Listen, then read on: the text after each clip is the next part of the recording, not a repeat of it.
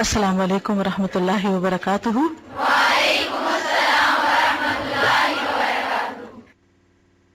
نحمده ونصلی علی رسولہ الکریم، اما بعد فاعوذ باللہ من الشیطان الرجیم، بسم اللہ الرحمن الرحیم، رب اشرح لی صدری ویسر لی امری واحلل عقدۃ من لسانی یفقہوا قولی۔ کیا حال ہے سب کا؟ الحمدللہ۔ تو پھر کیسا رہا آپ کا ٹائم ٹیبل اور کوئی چارٹ؟ اور مشکل؟ یہ کسی نے خط مجھے دیا تھا، میں پڑھ کے سناتی ہوں کہ ان کا کیسا رہا۔ معلوم نہیں آپ کی کیا ایکسپیرینس تھے۔ یہ لکھتی ہیں کہ استاذہ آپ نے جو ڈے پلانر کے بارے میں بتایا وہ میں نے بنایا، الحمدللہ اس سے مجھے اتنا فائدہ ہوا کہ نہ صرف مجھے معلوم ہوا کہ میرے پاس کتنا وقت ہے بلکہ وقت کا درست استعمال ہوا۔ ڈے پلانر بنانے سے میرے کام میں خوبصورتی آئی اور میں نے وقت پر اپنے سارے کام ختم کر لیے۔ اس طرح انسان اپنے آپ کو بھی فائدہ مند پاتا ہے، یعنی ایک اچیومنٹ کا احساس ہوتا ہے۔ اس طرح میں جو بھی کام کر رہی تھی اس میں یکسوئی تھی، کیونکہ مجھے پتا تھا کہ مجھے اس وقت میں یہی کام کرنا ہے۔ ورنہ کیا ہوتا ہے کہ جو کام کر رہے ہوتے تو ہم یا تو پچھلے کے اوپر غم کھا رہے ہوتے ہیں یا پھر اگلے کی پریشانی میں موجودہ کام خراب کرتے ہیں۔ چونکہ ہر گھنٹہ کا پلان بنایا تھا اس لیے میں ایکٹیو رہی کہ ایک کے بعد دوسرا کام کرنا ہے۔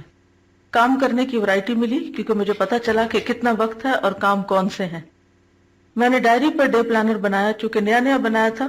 جب کوئی گھنٹہ شروع ہوتا میں فوراً ڈائری کھولتی اور دیکھتی اب مجھے کیا کرنا ہے۔ اس سے مجھے فوراً ہر کام کلیئر ہو جاتا۔ آج ہی میری ہمسائی مجھے ملنے آ گئی ہیں، چونکہ اکیلی تھی مجھے ہی ان کے پاس بھی بیٹھنا تھا، جبکہ میرا وہ وقت حسن اخلاق کیسٹ سننے کا تھا۔ میں نے ان کو تھوڑا سا بتا دیا اور جیسے ہی وہ گئی میں نے آدھا گھنٹہ استعمال کیا۔ یہ بھی کر سکتی تھی کہ ان کے ساتھ تھوڑی سی بات چیت کے بعد وہ لگا لیتی اور خود بھی سن لیتی اور ان کو بھی سنا دیتی۔ ایک کالم تھنگس ٹو ڈو کا بنایا ہوا تھا، اس طرح سوچنے کا موقع ملا کہ ایک گھنٹے میں جو بھی منٹ بچے ان میں کچھ اور کام کر سکتے ہیں، یعنی تھوڑا بہت بیچ میں ٹائم ہوتا ہے جس میں ہم اس کے علاوہ بھی کر سکتے جو ہم نے سوچا ہوتا ہے۔ الحمدللہ مجھے اس سے فائدہ ہوا، انشاءاللہ میں اپنی کلاس کو بھی بتاؤں گی اور گھر والوں کو بھی۔ اب باقی لوگوں کا مجھے نہیں پتا انہوں نے کیا کیا، صرف سن کے اڑا دیا یا کچھ کیا بھی۔ چلیے، ہمارا فرض ہے بتانا اور آپ کا معاملہ ہے کرنا یا نہ کرنا۔ اوکے، دیکھیں نا، اگر ہر گھنٹے میں آپ 5 منٹ بھی ضائع کر رہے ہیں، 5 منٹ بھی آپ ہر گھنٹے میں ضائع کر رہے ہیں، اور دن میں اگر آپ مثلاً 18 گھنٹے جاگتے ہیں یا 16 گھنٹے جاگتے ہیں تو اس کو 5 سے ملٹیپلائی کریں، 90 منٹس، وچ مینس کہ آپ کے دن کے 90 منٹس جو ہیں وہ نان پروڈکٹیو ہیں، پروڈکٹیو نہیں ہیں۔ اور یہ کہتے ہیں کہ انہوں نے جب پلانر بنایا تو نماز کو اول وقت میں ڈالا، اور جب اول وقت میں نمازیں ادا ہوئی تو باقی وقت میں بہت برکت ہو گئی۔ جی یہ کہتے ہیں کہ انہوں نے اپنی جب لمٹ رکھی کہ یہ کام یہاں سے شروع کر کے یہاں رکھنا ہے تو اس سے کیا ہوا کہ پھر اگلے کام کے لیے بھی وقت بچ گیا۔ ورنہ جب ہم اپنے لیے کوئی لمٹ نہیں رکھتے تو پھر وہ چوڑ ہوتے جاتے ہیں، پھیلتے جاتے ہیں۔ جی یہ کہتے ہیں کہ پہلے ہی صرف کورس کی کتابیں پڑھتی، اسی کا کام پورا کرتی، لیکن اس طرح پلان کرنے سے ان کے پاس آدھا گھنٹہ بچ گیا جس میں انہوں نے اور چیزوں کو بھی پڑھ لیا۔ ٹھیک ہے جی، بالکل۔ جب آپ نے ٹارگٹ رکھا ہوتا ہے تو آپ چاہے تھک بھی جاتے ہیں تو آپ سوچتے ہیں کہ نہیں یہ تو کرنا ہی تھا آج، تو اپنی میکسیمم آپ ایفرٹ لگاتے ہیں اس کو پورا کرنے کی۔ جی، اس میں ہی اگر بیبی رونا شروع ہو گیا ہے تو آئندہ کے لیے آپ پھر یہ دیکھیں کہ بیبی کے سونے جاگنے کے مثلاً کیا اوقات ہیں۔ اگرچہ بیبیز ہمارے ٹائم ٹیبل کے پابند نہیں ہوتے لیکن پھر بھی ہم ایک اندازہ کر لیتے ہیں۔ اس میں آپ کیا کر سکتے ہیں کہ تھوڑی سی شفٹنگ کر لیتے ہیں، آگے سے پیچھے، پیچھے سے آگے، کہ وہ کام جو بیبی کے سونے پر آپ نے کرنے تھے اگر وہ بیبی اس وقت میں جاگ گیا تو ان کاموں کو آپ سوئچ کر لیں، یعنی آگے پیچھے کر لیں۔ دوسرا یہ ہے کہ یہ درست ہے آپ کی بات کہ کچھ لوگ بہت لمبی بات بھی کرتے ہیں اور غیر ضروری باتیں بھی کرتے ہیں، تو اس میں یہ ہے کہ آپ کسی بھی طریقے سے ان کو کٹ شارٹ کر سکتے ہیں، کہ کوئی کوشچن ان سے کر دیں یا ان کو بھی کسی کام لگا دیں، کیونکہ اگر ہم خود صرف کام کر رہے ہیں اور ہمارے آس پاس کام کا کلچر نہیں ہے تو بہت مشکل ہوگی۔ تو اس کے لیے تھوڑا ٹائم آپ کو لگے گا، لیکن آپ ڈٹرمنڈ رہیں اور وہ کلچر ڈیولپ کرنے کی کوشش کریں، خواہ آپ آفس میں ہیں یا آپ گھر پہ ہیں یا آپ کسی گیدرنگ میں، کہیں پر بھی ہیں۔ یہ ایک افسوسناک صورتحال ہے کہ ہم جس معاشرے میں جیتے ہیں وہاں وقت کی قدر ہے نہیں۔ وہاں زندگی جیسی نعمت جو صرف ایک دفعہ ملی ہے اس کو بہت بے دردی سے ضائع کیا جاتا ہے. تو اگر ہم خود اپنے وقت کو آنر کریں گے، اگر ہم خود اپنے کام کو اہمیت دیں گے، تو انشاءاللہ آہستہ آہستہ دوسروں کو بھی سمجھ آنے لگے گا. اور ان کے لیے آپ الگ وقت نکال لیں جس میں آپ ان کی بات سن لیں یا آپ ان کا کام کر دیں جو وہ آپ سے ایکسپیکٹ کرتے ہیں. جی اس سے دو بہانے ہمارے، یعنی پلانر بنانے سے دو بہانے مائنس ہوئے، کہ ایک یہ کہ ٹائم نہیں ملا، اور دوسرا یہ کہ بھول گئے. کہ جب آپ چیزیں لکھتے جائیں گے تو پھر بھولنے والی بات نہیں رہے گی. جی یہ کرنا ہے اور اس وقت کرنا ہے بس. تو الحمدللہ پھر یہ ہے کہ ایک سیٹسفیکشن بھی اینڈ آف دا ڈے ہوتی. جی جی یعنی ان کو یہ پریشانی ہوتی تھی کہ جب کوئی کام کرنے لگتی تو یہ ان کے مائنڈ میں یہ پریشانی بار بار آتی کہ یہ بھی کرنا ہے، یہ بھی کرنا ہے، تو اس میں جو کر رہی ہوتی تھی وہ بھی نہیں کر پاتی تھی، اور وہ تو ہوتا ہی نہیں جو صرف وسوسوں کی شکل میں پریشان کرتا ہے. تو اس طریقے سے جب انہوں نے لکھنا شروع کر دیا کہ کرنا کیا کیا، تو ذہن خالی ہو گیا، اور پھر یکسوئی کے ساتھ وہ کرنے لگی جو کرنا چاہیے تھا. ایسا ہے کہ جیسے ویک ڈیز کا پلان اور طرح بنائیے، ویکینڈ کا اور طرح بنائیے، اس میں تھوڑی سی آپ ورائٹی لا سکتے ہیں. اور اگر آپ کے ویکینڈ اسی طرح گزرتے ہیں جیسے ویک ڈیز گزرتے ہیں، زیادہ فرق نہیں، تو پھر آپ ایک رکھ سکتے ہیں. اب یہ ہے کہ بعض اوقات ایسی سچویشن ہوتی ہے، کہیں فوتگی ہو جاتی ہے، کہیں شادی ہوتی ہے، کوئی گیدرنگ ہوتی ہے کہ جس میں آپ اس اسکیڈول پہ نہیں چل سکتے جو آپ کا اپنا بنایا ہوا ہوتا ہے، تو ایک آلٹرنیٹ پلان رکھیے. ٹھیک ہے، مثلاً اگر آپ ٹریولنگ کر رہے ہیں تو ٹریولنگ کا بھی ایک اسکیڈول بنا کے رکھیے کہ ٹریولنگ کے دوران آپ کو کتنے گھنٹے ملیں گے. یا آپ کسی گیدرنگ میں جا رہے ہیں تو آپ اس میں بھی آپ ایک ٹینٹیٹو پلان رکھیں کہ آپ کو 2 سے 3 گھنٹے یا 4 گھنٹے لگ سکتے ہیں. تو ان 4 گھنٹوں میں کون سا ایسا کام ہے جو وہاں ہو سکتا ہے، وہ بھی سوچ کر جائیے، اور اس کے مطابق اپنے ساتھ میٹر رکھ کے جائیں، چیزیں رکھ کے جائیں، کام لے کر جائیں. تو اس سے کیا ہوگا کہ انشاءاللہ جس وقت بہت سے لوگ اپنا وقت ضائع کر رہے ہوں گے تو آپ کے پاس جو آپ نے سوچا ہوا کہ جا کے یہ میں کر سکتی ہوں، وہ آپ کو کرنے کا موقع مل جائے گا. اور اس میں ایک بات دیکھیے کہ جس سے رشتہ داروں کو ملنا ہے یا اور لوگوں، تو یہ ہر ہفتے بھی نہیں ہوتا. یعنی کچھ کام ایسے ہوتے ہیں جو ہر ہفتے بھی نہیں ہوتے کہ آپ روٹین کی آپ ریگولر بنا لیں، اور ایسا بھی نہیں ہو سکتا کہ آپ ان چیزوں کو اگنور کر دیں، کیونکہ کئی اپرچونٹیز ریئر ہوتی ہیں، کبھی کبھی ملتی ہیں اور انہی سے آپ کو فائدہ اٹھانا ہوتا ہے. تو اس میں پھر آپ دیکھیے کہ کرنے کا کام کیا، یہاں اہمیت کس چیز کی ہے. اس میں ضائع تو نہیں کرنا کہ اس تسلی میں کہ جی چونکہ ہم رشتہ داروں کے پاس بیٹھے ہوئے اس لیے جو بھی کریں. اس وقت کو بھی آپ کسی نہ کسی مثلاً ان کی خدمت میں لگ جائیں. اگر آپ پڑھنے لکھنے کا نہیں اس وقت کر سکتے تو ان کے کام کرنا شروع کر دیں. اور جیسے پہلے بھی ایک شادی کے موقع کو کیسے گزارے پہ ہم نے کافی لمبی بات کی تھی کہ اس وقت کو ہم کس کس کام میں لگا سکتے ہیں. تو اس میں آپ دیکھیں گے کہ یا سیکھنے والے بنے، یا سکھانے والے بنے، یا اللہ کا ذکر کرنے والے بنے، کیونکہ اس کے علاوہ باقی چیزیں جو ہیں ان میں خیر و بھلائی کمی ہے. تو آپ جیسے اگر کوئی اس موقع پر آپ کسی کو بیمار پاتے ہیں یا کسی کو پریشان پاتے ہیں یا کسی کو کسی اور مشکل میں پاتے ہیں تو آگے بڑھ کر ان سے پوچھیے اور ان کی مدد کیجیے، اور اس وقت بھی سوچیے. پھر اس میں آپ دیکھیے کہ ہمیشہ یہ سوچتے رہیں کہ جب میرے سارے پلان فیل ہو جائے تو ایٹ لیسٹ میں کیا کر سکتی ہوں. یعنی بہت سی سچویشنز ایسی بھی ہوتی ہیں الحمدللہ، بہت سے اوقات آپ کے موافق ہوتے ہیں. موافق اوقات کیا ہوتے ہیں کہ جس میں آپ اپنی مرضی کے مطابق اپنا کام کر سکتے ہیں، جو پلان کیا ہوتا ہے اس کو آپ چل سکتے ہیں. اور کچھ اوقات ایسے ہوتے ہیں جو آپ کے موافق نہیں ہوتے، اور یہ سارے امتحان ہوتے ہیں جن میں سے ہم سب گزرتے ہیں. تو اس میں موٹی موٹی چند باتیں آپ کہیں ضرور لکھ کر رکھیں کہ اگر ایسے اوقات آئیں تو پھر میں کیا کروں گی. مثلا اگر آپ بیمار ہو گئے، ایسی سچویشن ہوگی کہ جس میں آپ کچھ پڑھ نہیں سکتے یا آپ کچھ وہ نہیں کر سکتے، اسکول نہیں جا سکتے وغیرہ وغیرہ، تو وہ کون سی ایسی چیزیں ہیں کہ جن کو آپ اس وقت میں کر سکتے ہیں جب آپ کے پاس اچھا وقت ہو. تو اس وقت آپ وہ پلاننگ کر کے رکھ لیں. ایک ڈائری ایسی بنا لیں کہ جس میں آپ کچھ ایسے کام رکھ لیں کہ جن کو آپ اس دوران کر سکتے ہیں. مثلا جب میرے بچے پیدا ہو رہے تھے تو مجھے یہ تھا کہ میں پیدائش کے بعد اس طرح قرآن نہیں پڑھ سکوں گی، نماز نہیں پڑھ سکوں گی، اللہ کا ذکر اور وہ کام جو میں اس وقت کر رہی ہوں اس میں بریک آئے گی. تو میں نے پہلے سے پلان کر کے رکھا ہوا تھا کہ اچھا میں ان دنوں میں اتنا قرآن سنوں گی یا اتنی کیسٹ سنوں گی، یا وہ کام جس میں کسی کی مدد کے بغیر میں اپنا آپ چلا سکتی. تو آپ بھی ایسی چیزیں کر سکتے ہیں کہ مثلا اس وقت میں آپ کیا سنیں گے. اسی طرح میں نے اپنے بچیوں کو بھی یہ سکھایا کہ بچے کی پیدائش کے بعد آپ میکسیمم قرآن سن سکتے ہیں، اپنے ساتھ ایسی چیزیں رکھ سکتے ہیں کہ آپ بس ایک بٹن دبانے کی دیر ہے. یا اگر آپ خود میں نہیں تو آپ کسی کو جو آپ کے ساتھ ہے مددگار انہیں کہہ سکتے ہیں کہ جب میری ایسی کنڈیشن ہو تو میرے پاس یہ کرے. اسی طرح جیسے آپ کسی ایسے کام میں لگ جاتے ہیں کہ جو آپ کو بہت سخت ناپسند ہے، تو اس وقت بھی آپ اپنے آپ کو کیسے کیسے تسلی دے سکتے ہیں، اپنے لیے نوٹس بنا کے رکھیں. یعنی شدید غم میں مجھے کیا کرنا ہے، فرسٹریشن میں کیا کرنا ہے، جب میرا موڈ ڈاؤن ہوتا ہے تو کیا کرنا ہے، جب لوگ مجھے تنگ کریں پریشان کریں تو مجھے کیا کرنا ہے. یعنی اپنے مزاج کو سمجھیے، اور آپ کو جن چیزوں سے فائدہ ہوتا ہے، جن کاموں سے آپ اپنے آپ کو سنبھال سکتے ہیں، وہ آپ سے زیادہ کوئی اور نہیں جانتا کہ آپ کسی سے مشورہ کرنے لگ جائیں. بہت سے لوگ کیا کرتے ہیں، جب ان پر کوئی مشکل آتی ہے تو ادھر بات کرتے ہیں، ادھر کرتے ہیں، ادھر کرتے ہیں. دوسرے کیا کر سکتے سوائے ترس کھانے کے یا افسوس کرنے کے. یہ زیادہ سے کوئی بہت مخلص ہے تو آپ کے لیے سچے دل سے دعا کر دے گا. تو ایسی صورت میں پھر کیا کریں؟ انشاءاللہ آج بھی آگے ہم پڑھیں گے کہ کس طریقے سے ہم مختلف چیزیں جو ہمارے لیے نقصان دہ ہو سکتی ہیں ان سے ہم بچ سکتے ہیں. ٹھیک ہے، چلیے آگے چلتے ہیں تاکہ آپ صحیح طور پہ فائدہ اٹھا سکیں. فصل 56، قلب کی زندگی اور موت کے اسباب، یعنی دل کی زندگی اور موت.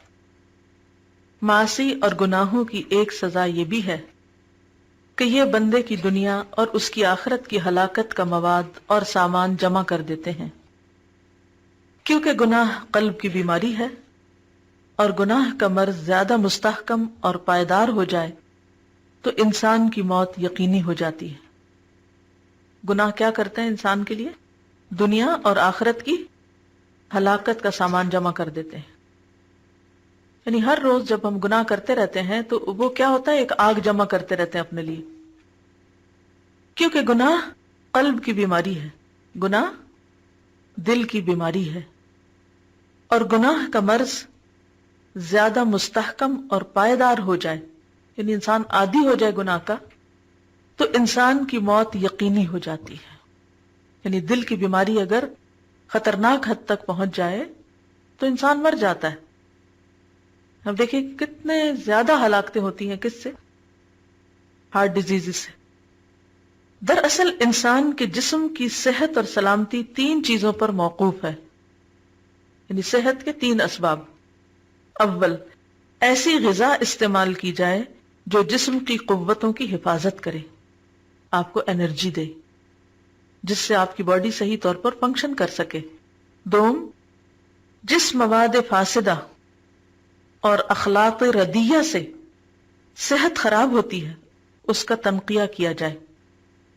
مواد فاسدہ یعنی جسم کے اندر ٹاکسکس جمع ہو جاتے ہیں، زہریلے مادے جمع ہو جاتے ہیں.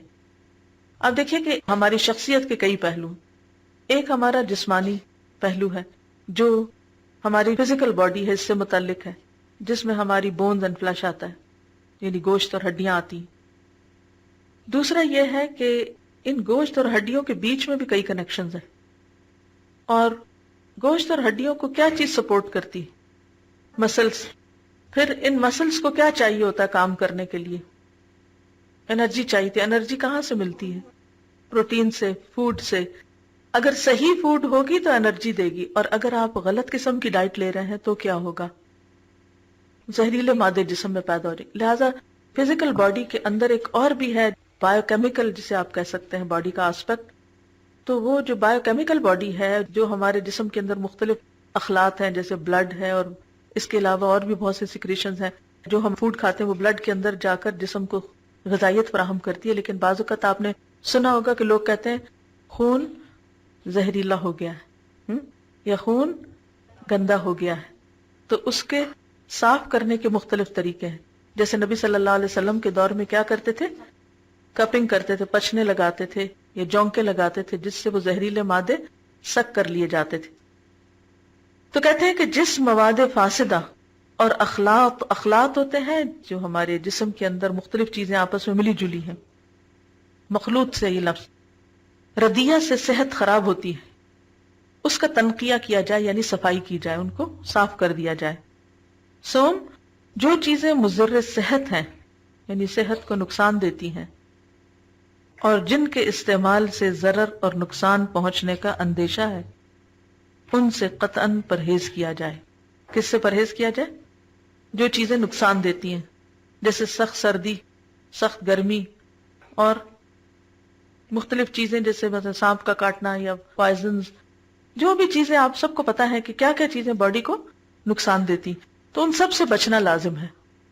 کچھ چیزوں کا لینا لازم ہے، ضروری ہے، کچھ چیزیں چھوڑنا لازم ہے، یعنی جو نقصان دہ ہے، اور کچھ چیزیں جو ہمارے اندر ایسی شامل ہو گئی ہیں اچھی چیزوں کے ساتھ ان کو صاف کرنا ضروری ہے. تو یہ 3 چیزیں 3 سٹیپس ہیں جسمانی صحت کے. جو حال جسم کا ہے وہی قلب کا ہے. قلب کی زندگی کے لیے ایمان اور یقین اور اعمال صالحہ کی غذا لازمی ہے. اسی سے قلب کی قوتوں کی حفاظت ہوتی ہے اور توبہ نصوح کے ذریعے مواد فاسدہ اور اخلاق ردیہ کا تنقیہ ہوتا ہے. صحت قلب کے لیے جن چیزوں سے پرہیز ضروری ہے اور جو امور صحت قلب کے منافی ہیں ان سے قطعی پرہیز لازمی ہے. کس سے لازمی ہے پرہیز؟ جو امور صحت قلب کے منافی ہیں، جن چیزوں سے دل بیمار ہوتا ہے. تقوی ان ہر سے امور پر مشتمل ہے. تقوی دل کی زندگی ہے.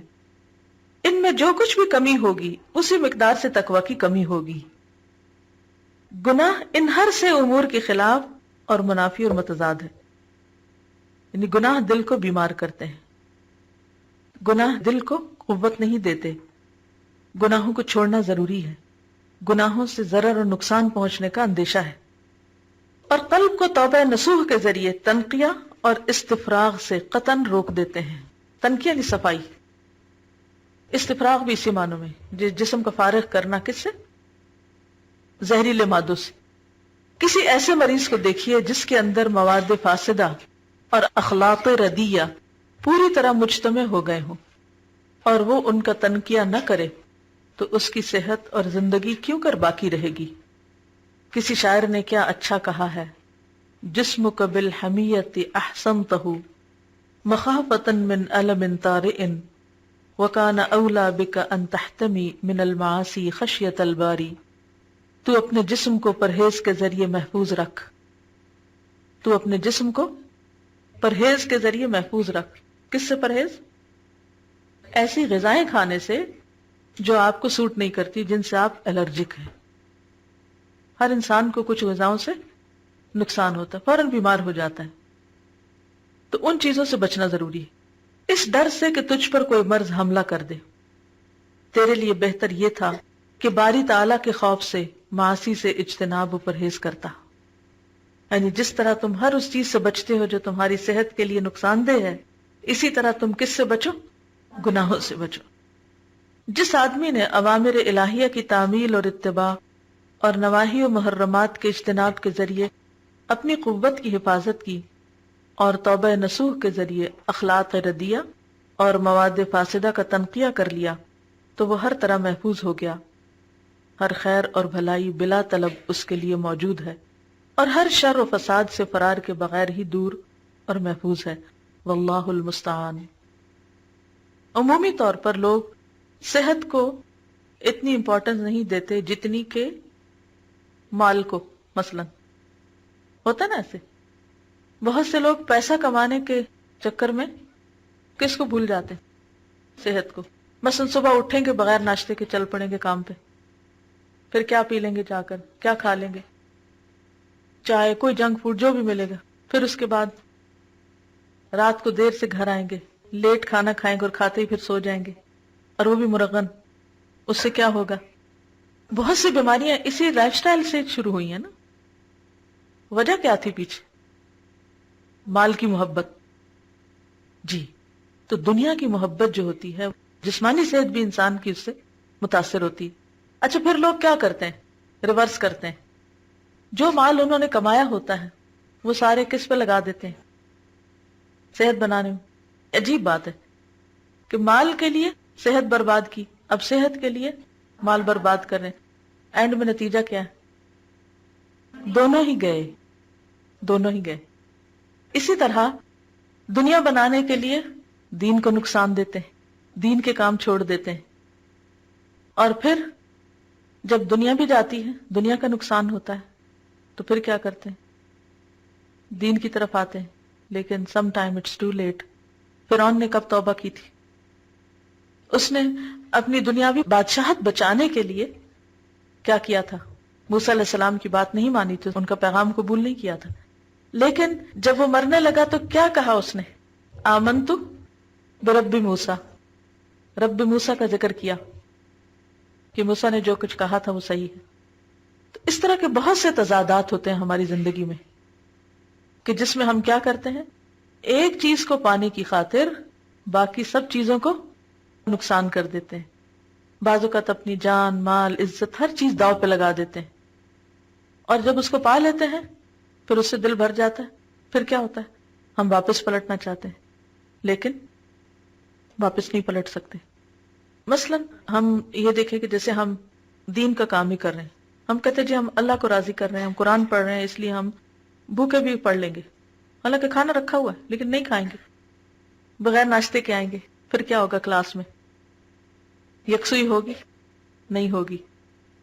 جی، یا پھر اتنے بیمار ہو جائیں گے کہ چھٹیاں زیادہ کرنی پڑیں گی. اب جب چھٹیاں کرنی پڑیں گی تو وہ جو آپ پڑھ رہے تھے وہ سارا جائے گا. اب آپ اس پڑھنے کے لیے پھر کیا کریں گے؟ بہت سی چیزوں میں ہم یہی کچھ کر رہے ہوتے ہیں. تو یہ جو ترجیحات قائم کرنا ہے اور یہ سوچنا کہ کس وقت میں کیا اہم ہے، یہ بہت ضروری ہے. لیکن شیطان ہمیں عموماً بھلوائے رکھتا ہے، اس طرف سوچنے نہیں دیتا، توجہ نہیں کرنے دیتا. بہت سی چیزیں جن کو ہم ارجنٹ سمجھتے ہیں، ضروری سمجھتے ہیں، وہ واقعی ارجنٹ نہیں ہوتی. بعض اوقات جن چیزوں کو ہم بہت امپورٹنٹ سمجھتے ہیں کہ یہ چیز نہ ملی تو کیا ہو جائے گا؟ جان چلی جائے گی. حالانکہ کیا ہوتا ہے؟ جان نہیں نکلتی، اس نے اپنے وقت پر ہی نکلنا ہے.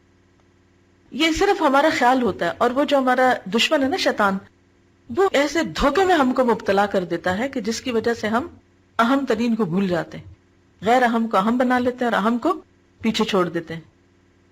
حالانکہ ہمارے دین نے نمازوں کی شکل میں اور چیزوں کی شکل میں فرض، سنت، نفل، مباح، ان سب چیزوں کی ترتیب قائم کر دی.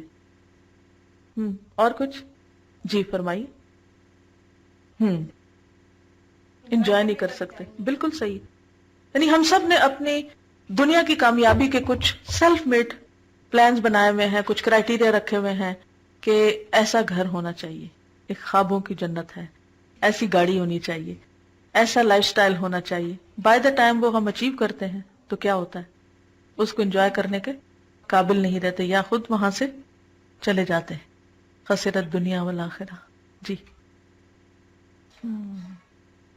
کہتے ہیں کہ انہوں نے ایک آرٹیکل پڑھا تھا کہ موت کے وقت انسان کو ہر وہ چیز بے وقت لگے گی، بے حیثیت لگے گی جس کی خاطر اس نے اللہ کو فراموش کر رکھا تھا، اللہ کی اطاعت نہیں کی تھی، اللہ کی بات کو پسے پش ڈالا ہوا تھا.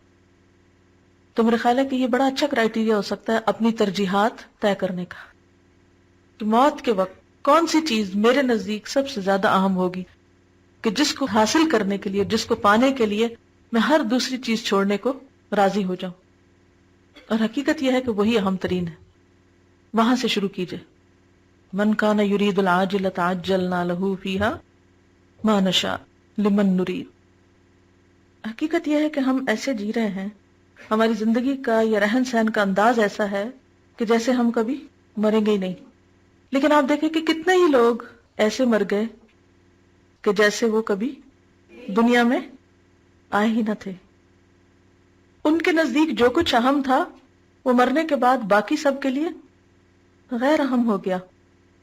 بعض اوقات ہم انسانوں کی خوشی میں اللہ کو ناراض کرتے ہیں، انسانوں کی خاطر اپنی آخرت برباد کرتے ہیں، ان کی خواہشات کے ٹولز بن جاتے ہیں.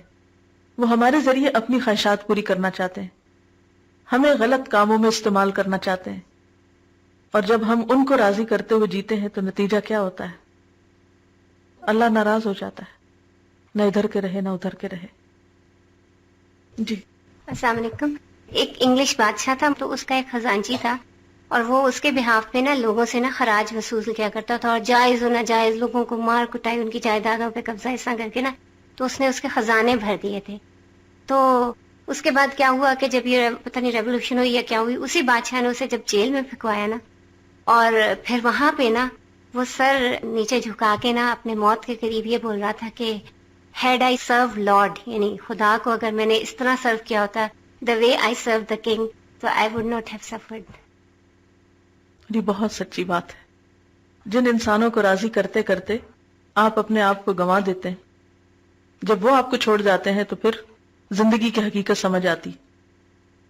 اس لیے ہماری پرائرٹی کیا ہونی چاہیے کہ ہر حال میں وہ کریں جس سے ہمارا رب راضی ہو. اور وہ نہ کریں کہ جس سے کبھی وہ ناراض ہو، کیونکہ اگر وہ راضی ہے تو سب ٹھیک ہے، اور اگر وہ ناراض ہے تو ہم نے کچھ بھی نہیں کمایا، کچھ بھی حاصل نہیں کیا. اس لیے لوگوں کی باتوں میں نہ آئے، لوگوں کے پھندے میں نہ آئے، لوگوں کے ٹول نہ بنے، آلہ کار نہ بنے، لوگوں کی خواہشات کی تکمیل کا ذریعہ نہ بنے. کیونکہ اینڈ آف دا ڈے آپ ہر انسان کو سیلفش پائیں گے کہ سب سے زیادہ اسے فکر اپنی ذات کی ہے، اپنے غم اور اپنے دکھ اور اپنی خواہشات. جی آج ہمارا جو لیسن تھا اس میں بھی یہی ٹاپک تھا، فاصبر علی ما یقولون وسبح بحمد ربک قبل طلوع الشمس وقبل غروبها ومن آناء الليل فسبح وأطراف النهار لعلك ترضى ولا تمدن عينيك إلى ما متعنا به أزواجا منهم زهرة الحياة الدنيا لنفتنهم فيه ورزق ربك خير وأبقى وأمر أهلك بالصلاة واصطبر عليها لا نسألك رزقا نحن نرزقك والعاقبة للتقوى. والعاقبۃ للتقویٰ، تو اصل خزانہ اللہ کا ڈر ہی ہے جو انسان کو ہر حال میں گناہوں سے بچنے کی تلقین کرتا رہتا ہے. پھر خواہشات غالب ہوں یا جذبات غالب ہوں یا کوئی اور انسان غالب ہو، پھر انسان حق پر جمع رہتا ہے. سبحانک اللہم و بحمدک نشہد ان لا الہ الا انت نستغفرک و نتوب الیک. السلام علیکم ورحمۃ اللہ وبرکاتہ.